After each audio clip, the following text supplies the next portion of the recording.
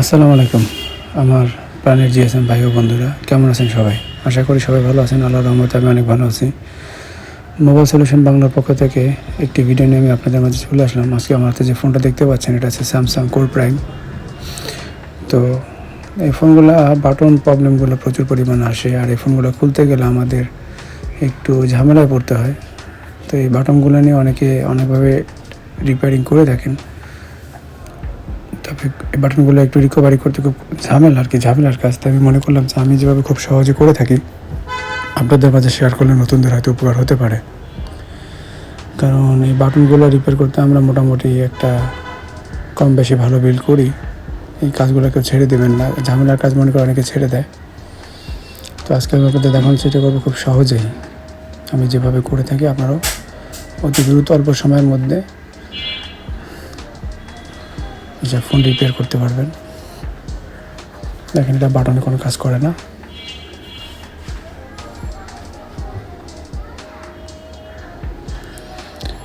আসলে বন্ধুরা, এগুলো পাওয়ার কিতে প্রবলেম হয় না। এতে প্রবলেম হয় যে পাওয়ার কির সাথে যে বাটনটা প্লাস্টিকের, এটার রাবার ক্ষয় হয়, যার কারণে বাটনটা ভিতর দিকে ঢুকে যায়। অনেকে মনে করে যে সুইচ ভেঙে যায়। বেশিরভাগই আমি যেগুলো পেয়ে থাকি, এগুলো সুইচের প্রবলেম থাকে না। এগুলো প্রবলেম থাকে হচ্ছে আপনার এই বাটনের সাথে যে রাবারগুলো, এগুলো খেয়ে যায়।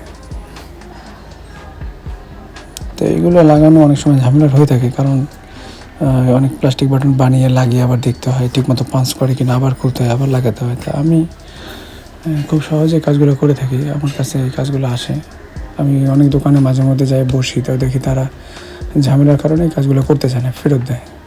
কিন্তু একটা বাটনের কাজ করে 300-400 টাকা বিল করা যায়, না হলে 200-300 টাকা বিল করা যায় কম করে। আমি তো এর নিচে করিই না। তা কেন আমরা 10-15 মিনিট খাটলে এই বিলটা আমাদের পকেটে যদি আসে, ঝামেলার কাজটা যদি সহজভাবে করা যায়, তাহলে আমরা কেন করব না?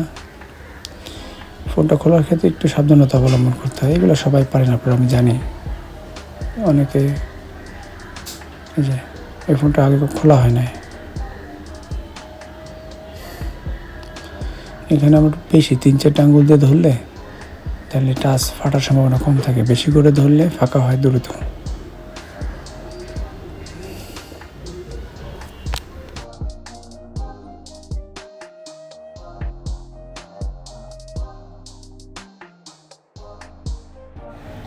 এখন এই অর্ধেক খোলার পরে আমরা এখানে এই যে ক্লিপটা ছুটিয়ে নেব। বলা না, কথায় আছে, বুদ্ধি থাকলে ঘর জামায় থাকতে হয় না। এটা হচ্ছে কানের যে ময়লা পরিষ্কার করে তার একটা এটা আমি রাখি এই ক্লিপগুলো ছুটানোর জন্য, কাজটা আরও সহজ হয়ে যায়।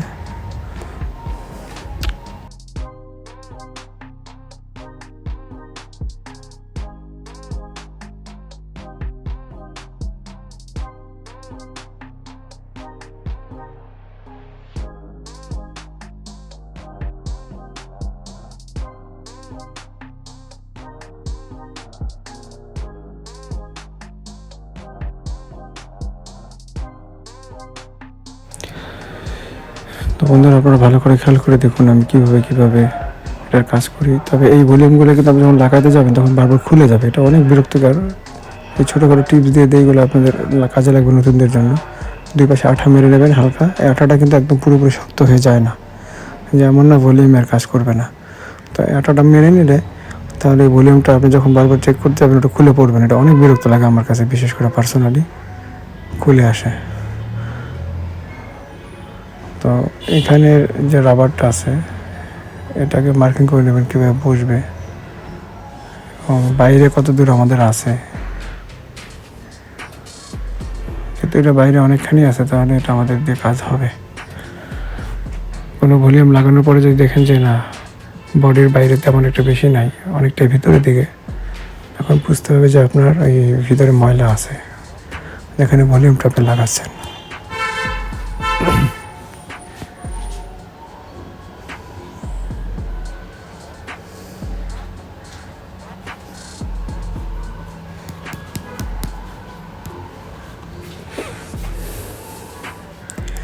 এটা আরও একভাবে করা যায়, সেটা আরও সহজ।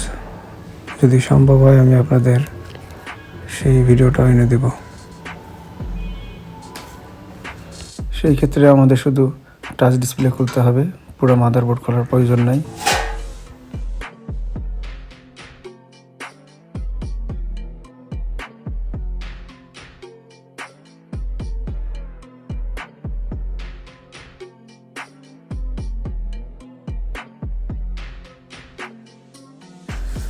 আমি যে কটা ভলিউমের কাজ করেছি সাইড বাটন ভলিউম, তো সবসময় আমি সিমের এই প্লাস্টিকগুলো ইউজ করে থাকি। আমি এই জন্য সিমের প্লাস্টিকগুলো কালেকশন করে রেখে দিই। এই প্লাস্টিকগুলো ইচ্ছা মতো ভাঙা যায় এবং এর যে পুরুত্ব এটাও আমার কাছে পারফেক্ট মনে হয়। তো সামান্য কিছু টিপস ইউজ করলে আপনার এই সিমের প্লাস্টিকগুলো ইউজ করে আপনার এই বাটনগুলো রিপেয়ার করতে পারবেন এবং সেটা খুব দ্রুত হবে, আর এটা লাস্টিংও করবে অনেক দিন।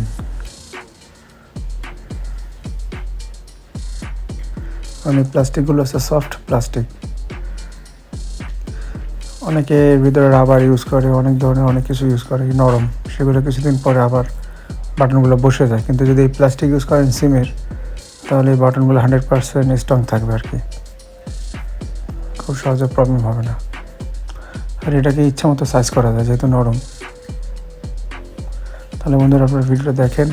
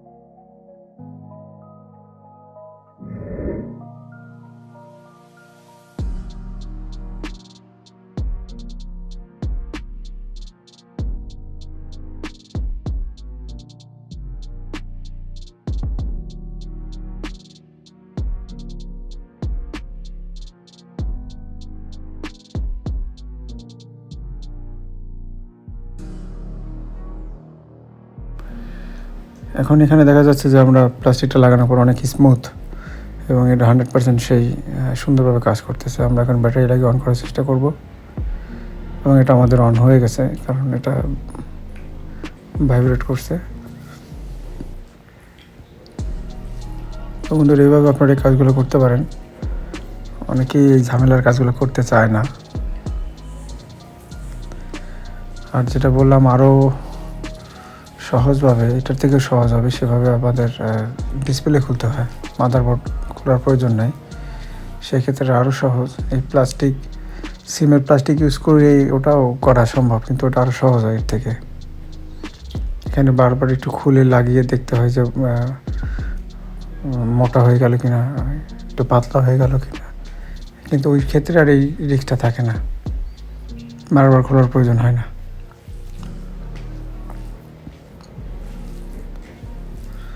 আমার প্লাস্টিকটা লাগিয়ে আমি মোটামুটি যতটুকু সাইজ করার করে নিছি। আমি যেহেতু লাগাইতে থাকি সবসময় একটা অভিজ্ঞতা আছে, আপনাদের হয়তো 2-3 বার খুলতে হইতে পারে।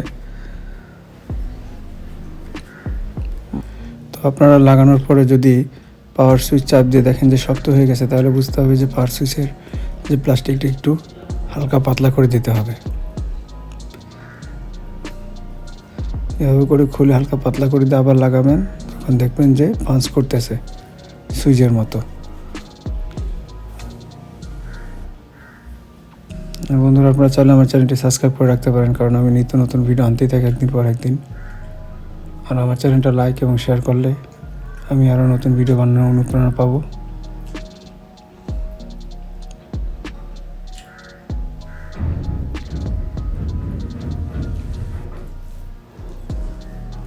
আমাদের বাটনটা দেন খুব ইজি টিপস ইউজ করলাম এবং খুব সুন্দরভাবে কাজ করতেছে। আমি এই ভিডিওগুলো আনতে চাই না, যেহেতু এই টাইপের অনেক কাজ অনেকে করতে চায় না। যদি উপায়টা সহজ হয় তাহলে হয়তো অনেকে করবে, তাই আমি ভিডিওটা নিয়ে আসলাম। আর যেহেতু অ্যান্ড্রয়েড ফোন আমরা মোটামুটি ভালো একটা বিল করতে পারি, তাই আপনাদের দেখালাম। আশা করি আপনাদের ভালো লাগছে। আর আপনাদের কী টাইপের ভিডিও আছে আমাকে নিচে কমেন্ট করে জানালে আমি সেই ধরনের ভিডিও, সেই কাজগুলো আসলে আনার চেষ্টা করব। আর আপনাদের চাহিদাটাও বুঝতে পারবো। নতুন ভিডিও আসা পর্যন্ত সবাই ভালো থাকবেন। আল্লাহ হাফেজ।